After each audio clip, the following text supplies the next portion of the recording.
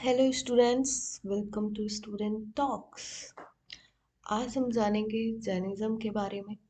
Jainism एक बहुत ही important topic हो जाता है हिस्ट्री के लिए।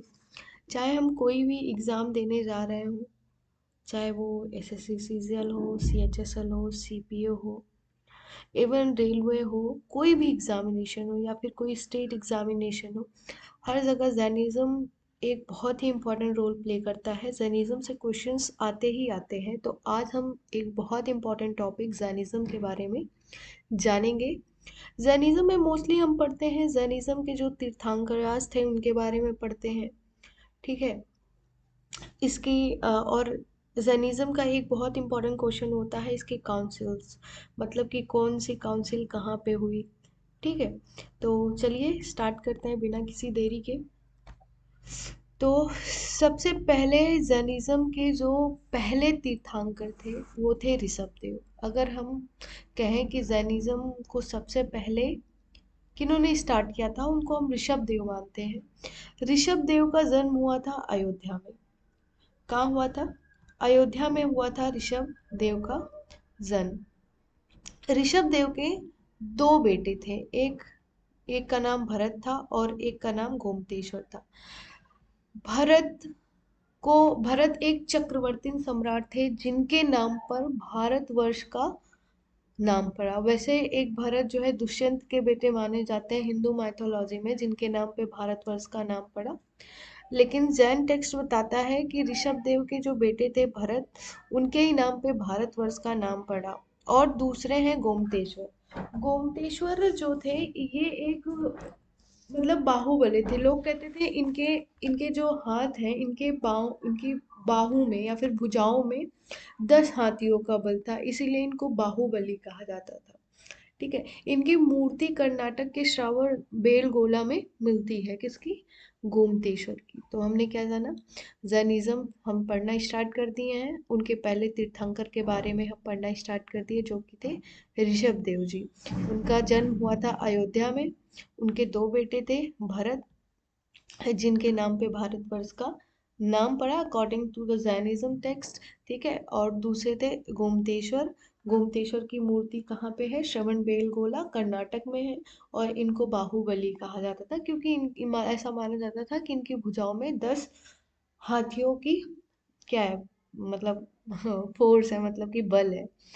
ठीक है। मतलब इनके हाथों में 10 हाथियों की मतलब हाथियों जैसी ताकत थी। ठीक है। आगे चलते हैं। ये अब हम बात करते हैं, इसके बाद जो इम्पोर्टेंट होते हैं वो हो जाते हैं 23rd तीर्थंकर। जो 23rd तीर्थंकर थे वो थे पार्श्वनाथ। ठीक है। पार्श्वनाथ को 23rd तीर्थंकर माना गया है और इनका जन्म काशी में हुआ था। जब इनकी 100 साल थी तब इनकी डेथ हो जाती है सम्मत पर्वत पे।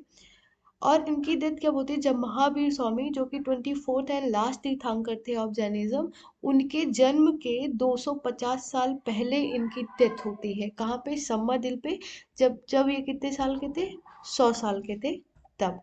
ठीक है। इन्होंने 4 महाव्रत दिए थे। पार्श्वनाथ ने जैन धर्म के 4 मुख्य व्रत बताए, जिसमें से पहला है सत्य, ट्रुथ। दूसरा है अहिंसा, नॉन वायलेंस। तीसरा है आस्ते, मतलब नॉन स्टीलिंग, मतलब कोई चीज नहीं चुराना चाहिए। अपरिग्रह, नॉन पोजेशन, मतलब हमें किसी चीज पर अधिकार नहीं जमाना चाहिए। तो ये 4 महाव्रत थे जिसको पार्श्वनाथ ने दिया था। Was the Parshvanath was the 23rd तीर्थंकर ऑफ जैनिज्म। ठीक है। इनका जन्म कहाँ पे हुआ था? इनका जन्म हुआ था काशी में। ठीक है। इन्होंने 4 महाव्रत दिए: सत्य, अहिंसा, आस्तेय एंड अपरिग्रह। ओके। अब हम बात करते हैं मोस्ट इम्पॉर्टेंट तीर्थंकर, दैट वाज द महावीर स्वामी। अब हम बात करेंगे महावीर स्वामी के बारे में। महावीर स्वामी को एक्चुअल फाउंडर ऑफ जैनिज्म माना जाता है। क्या माना जाता है? एक्चुअल फाउंडर ऑफ जैनिज्म माना जाता है महावीर स्वामी को। और ये क्या थे? मैं पहले भी बोली थी, ये क्या थे? लास्ट तीर्थंकर थे। कौन थे? लास्ट तीर्थंकर, मतलब इनके बाद कोई तीर्थंकर नहीं हुए हैं। इनका जन्म हुआ था चार सॉरी सॉरी सॉरी इनका जन्म हुआ था 540 बीसी में। कहाँ पे? कुंडा ग्राम, जो कि कहाँ था? वैशाली। कहाँ पे? वैशाली। मतलब महावीर स्वामी का जन्म 540 वीसी में कुंडा ग्राम में हुआ था, जो कि कहाँ है? कुंडा ग्राम कहाँ है? वैशाली में है। ठीक है। इनका जो बचपन का नाम था वो वर्धन था। इनका बचपन का नाम क्या था? वर्धन। इनके फादर का नाम सिद्धार्थ था। इनके फादर जो थे ज्ञात्रक कुल के थे। कहाँ के? ज्ञात्रक कुल के थे। और इनकी मदर का नाम त्रिशला था, जो कि लिच्छवी वंश की थी। इनके पिता का नाम सिद्धार्थ था, जो कि ज्ञात्रक कुल के थे, और इनकी माता का नाम त्रिशला था, जो कि लिच्छवी वंश की थी। इनकी वाइफ का नाम यशोदा था। इनकी दो पुत्रियां थी, अनुजा और प्रियदर्शना। प्रियदर्शना के जो हस्बैंड थे जमाली, जो कि सन इन लॉ थे महावीर स्वामी के, वही आगे चल के क्या बनते हैं? पहले शिष्य बनते हैं, पहले डिसिपल बनते हैं किसके? महावीर स्वामी के। और देखो, जब पार्श्वनाथ आए थे, पार्श्वनाथ ने 4 महाव्रत दिए थे। कौन कौन से? सत्य, अहिंसा, आस्तेय, अपरिग्रह। लेकिन महावीर स्वामी एक 5वां व्रत भी जोड़ते हैं, महाव्रत भी जोड़ते हैं, दैट वाज द ब्रह्मचार्य।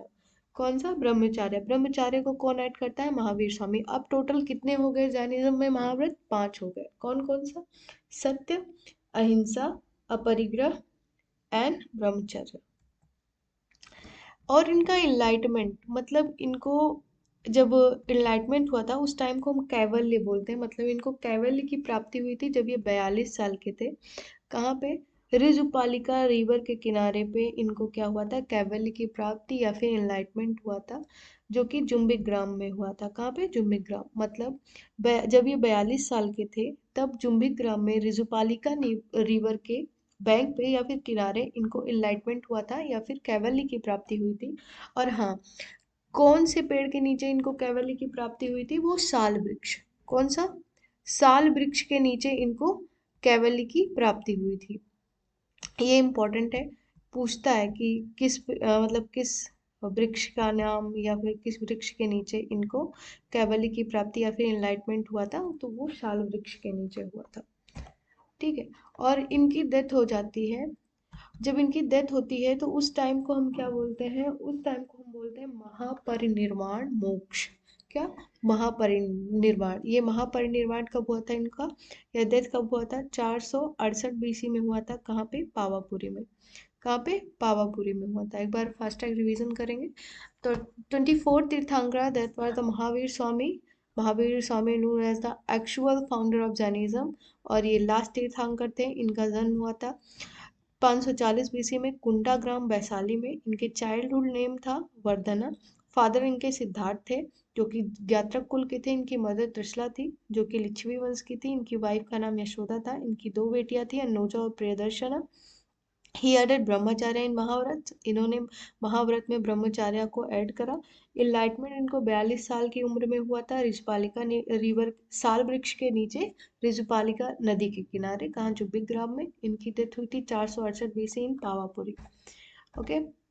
और मैंने पहले ही बात करा था ना, इनके जो दामाद थे जमाली, वही इनके पहले डिसिपल बनते हैं। मतलब इनके पहले शिष्य कौन थे? इन्हीं के ही दामाद जमाली। ठीक है।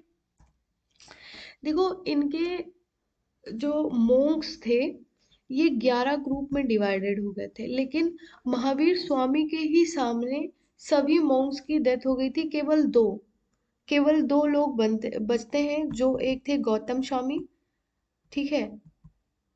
गौतम स्वामी बचते हैं,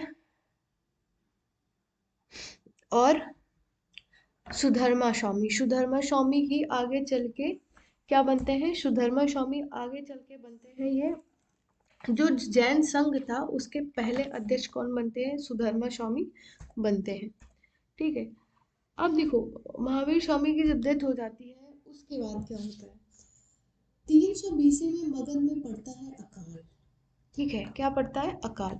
तो उस टाइम पे दो हेड हुआ करते थे, एक स्थूलभद्र और भद्रबाहु। मतलब दो होते थे जो जैन जैन या हम बोल सकते हैं कि जैसे जैन के गुरुज होते हैं उस टाइम, क्योंकि तीर्थंकर तो उस टाइम पे नहीं होते थे। तो उस टाइम पे हो सकता है वो मॉन्क रहे हों या मतलब हेड मॉन्क रहे हों। तो दो लोग थे, स्थूलभद्र और भद्रबाहु। स्थूलभद्र और भद्रबाहु में हो जाता है विवाद। जब 300 बीसी में मगध में अकाल पड़ता है तो भद्रबाहु और ये स्थूलभद्र दोनों के बीच में विवाद हो जाता, क्योंकि स्थूलभद्र जो है वो यहाँ से जाना चाहते, सॉरी, भद्रबाहु यहाँ से जाना चाहते थे और स्थूलभद्र यहाँ से नहीं जाना चाहते थे। कहाँ से? मगध से। तो इसी चक्कर में होती है पहली जैन काउंसिल। पहली जैन काउंसिल होती है पाटलिपुत्र में। इसको ऑर्गेनाइज किसने किया था? द ग्रेट चक्रवर्ती सम्राट, that was the Chandragupta Maurya. Chandragupta Maurya ने इसको ऑर्गेनाइज किया था। और इसको प्रिसाइड कौन किया था, मतलब इसके हेड कौन थे, इसके अध्यक्ष कौन थे? स्थूलभद्र। पूछता है ये कि पहली जैन काउंसिल कब हुई थी, तो 300 बीसी में हुई थी। कब हुई थी? 300 बीसी में हुई थी पहली जैन काउंसिल। और उसको ऑर्गेनाइज कौन कराया था? चंद्रगुप्त मौर्य ने कराया था। और उसके अध्यक्ष कौन थे? स्थूलभद्र थे। ठीक है। अब देखो, फर्स्ट जैन काउंसिल में होता क्या है। फर्स्ट जैन काउंसिल में जो जैनिज्म है, फर्स्ट जैन काउंसिल में जैनिज्म दो भाग में डिवाइड हो जाता है। पहला श्वेतांबर में, जो स्थूलभद्र, जिसके हेड स्थूलभद्र बनते हैं। और दूसरा दिगंबर, जिसके हेड जो थे भद्रबाहु बनते हैं। ठीक है। जब ये दो भाग में डिवाइड हो जाता है जैनिज्म, तो जो वो थे क्या नाम है इनका, चंद्रगुप्त मौर्य। चंद्रगुप्त मौर्य दिगंबर समुदाय को अपनाते हैं और भद्रबाहु के साथ कर्नाटक चले जाते हैं। और कर्नाटक में श्रवण बेलगोला में जाके वो 298 बीसी में सुलेखना विधि, सुलेखना या संथारा विधि जैनिज्म में क्या होता है कि जब इंसान मरने वाला था, उसको मोक्ष की प्राप्ति जब होने वाली होती है, तो वो जो है अपने खाने पीने सब कुछ छोड़ देता है और अपने मतलब वो मृत्यु को प्राप्त होता है या फिर मोक्ष को प्राप्त होता है। तो दिगंबर समुदाय को अपनाने के साथ भद्रबाहु के साथ चंद्रगुप्त मौर्य जो है वो भद्रबाहु के साथ कहाँ चला जाता है? श्रवण बेलगोला, जो कि कर्नाटक में है। ठीक है। अब जानते हैं सेकेंड जैन काउंसिल के बारे में। सेकेंड जैन काउंसिल जो हुई थी वो 513 एडी में हुई थी। कब हुई थी? 513 एडी में। कहाँ पे? वल्लभी, गुजरात में हुई थी। और इसको प्रेसाइडेड कौन हुआ था? देखो, अभी बीसी में हुआ था, जो इसके पहले जो हुआ था वो 300 बीसी में हुआ था, लेकिन सेकेंड जैन काउंसिल 513 एडी में हुआ था, 513 एडी में हुआ है। कहाँ पे हुआ था? वल्लभी, जो कि गुजरात में है। और इसको, इसके अध्यक्ष कौन थे? वो थे देवार्धी क्षमा श्रवण। क्षमा श्रवण कौन थे? अध्यक्ष थे सेकंड जैन काउंसिल के। और ये कहाँ पे हुई थी? वल्लभी में हुई थी। इस जैन काउंसिल में क्या हुआ था? सेकंड जैन काउंसिल में जो जैन टीचिंग्स थी उनको स्क्रिप्टेड किया गया था। और जैन टेक्स्ट अगम को भी यहीं पे कंपोज किया गया था। ठीक है। ये तो हम बात कर लिया किसके, जैन के बारे में हमने बात किया। अब इसके बारे में, अब मतलब इसके बाद एक हम बनाएंगे जैन से जो क्वेश्चंस आते हैं उसको बनाएंगे, लेकिन उसके पहले हम पहले जो बुद्धिस्ट होते हैं ना, मतलब बौद्ध धर्म के बारे में हम लोग पढ़ेंगे, उसके इम्पोर्टेंट चीज़ें। उसके बाद जैन और बुद्ध से जो प्रीवियस ईयर क्वेश्चंस